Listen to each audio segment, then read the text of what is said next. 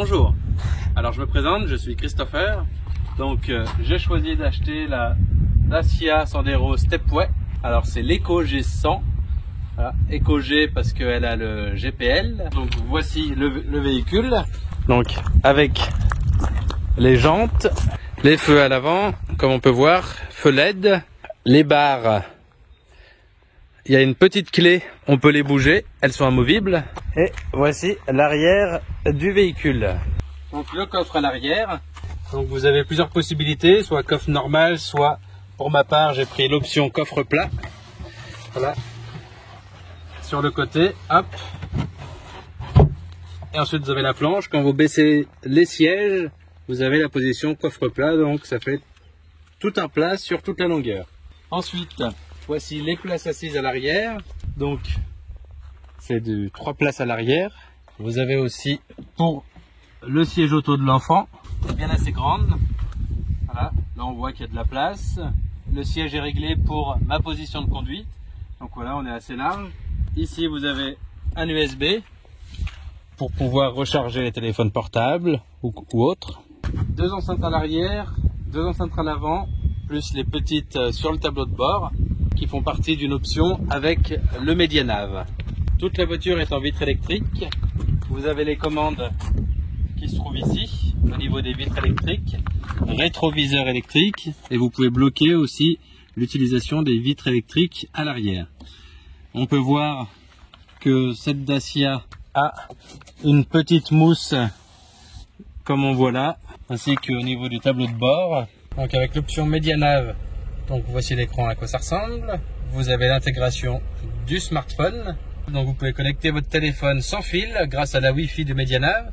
Donc dessus vous pouvez avoir Waze ou toute autre appli que vous utilisez. Ensuite vous avez la radio, les médias pour simplement le Bluetooth, le téléphone comme on disait pour téléphoner, différents paramètres sur le véhicule, donc au niveau du freinage actif. À l'avant vous avez un capteur de 30 à 150 km/h, il y a un freinage d'urgence qui se fait. Sur les rétros vous avez l'angle mort qui vous indique si un véhicule ou une personne est dans votre angle mort. Différents réglages au niveau de l'accès, comme le verrouillage automatique des portières. Vous avez aussi l'aide au parking. Donc ce modèle a la caméra de recul. Des boutons assez basiques qu'on retrouve à peu près partout. Le mode éco, les warnings, le verrouillage des portières. Ici vous avez des commandes concernant la ventilation. Voilà, avec des écrans LCD. Voilà, la climatisation, le dégivrage avant et arrière ainsi que l'embuage. Sur ce modèle là, c'est un modèle carte main libre. Quand vous appuyez, vous avez donc le bouton start ici, ainsi que le frein à main automatique et un rangement sur le côté avec votre accoudoir. Différentes palettes au volant, donc le petit bouton pour le OK Google, différents boutons pour naviguer au niveau de votre voiture, les kilomètres effectués, votre autonomie en carburant, les moyennes. Voilà, votre vitesse, la température du moteur. Donc ici on a 2 réservoirs, un réservoir de GPL et d'essence, le régulateur limiteur de vitesse.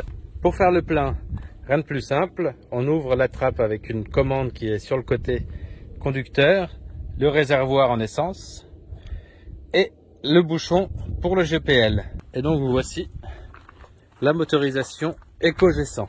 Donc pour démarrer, vous avez la carte main libre sur vous. On appuie sur Start, on maintient le frein, elle démarre. Sur ce modèle-ci, il y a un frein à main automatique. Vous passez la première, le frein à main s'enlève.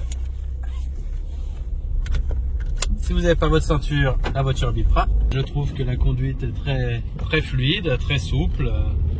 Voilà, comme on peut voir, le volant avec un doigt, il n'y a pas de problème. C'est extrêmement souple, extrêmement plaisant à conduire. Donc voilà un peu à quoi ressemble la conduite sur ce modèle Eco G100. Alors ce modèle, c'est une boîte 6 rapports, donc ce qui permet de faire de véritables économies au niveau du carburant. Plutôt que monter dans les tours, et ben on passe la 6e. Voilà, sur l'autoroute c'est plaisant, et même en dehors, voilà. À 80-90 vous pouvez être en 6e sans problème. Le régulateur limiteur, c'est aussi un plaisir, je trouve qu'on sent pas trop les bosses. Voilà, c'est une voiture extrêmement plaisante à conduire. Alors, avec tout ce que nous avons pu voir sur ce véhicule, le GPL, honnêtement, à l'heure actuelle, avec le prix du carburant, à 2 € le litre pour le gasoil, avec le GPL, vous êtes à environ 0,95 €. Donc voilà, c'est 2 fois moins, donc de totales économies. Et puis surtout avec une réduction d'assurance, parce qu'elle a le GPL, que c'est une voiture économique, que c'est une Dacia, et la carte grise gratuite, parce qu'elle a le GPL. Voilà, le coffre est assez grand, la conduite est extrêmement fluide, le son à l'intérieur est extrêmement bien. Donc voilà, je vous recommande ce véhicule qui pour moi est vraiment bien. À très bientôt, merci.